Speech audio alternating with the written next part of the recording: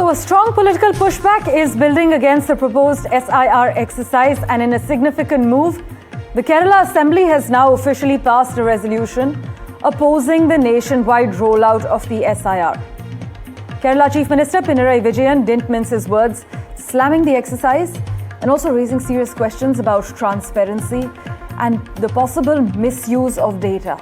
In fact, he has urged the Election Commission to step in and prevent any hasty rollout. Here's his latest reaction. ബീഹാറിൽ നടന്ന SIR പ്രക്രിയ ഇത്തരം ആശങ്കകളെ ശരിവെക്കുന്നതുമാണ്.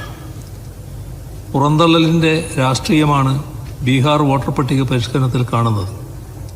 Voter പട്ടികയിൽ നിന്നും യുക്തിരഹിതമായ ഒഴിവാക്കലാണ് ബീഹാറിൽ നടന്നത്.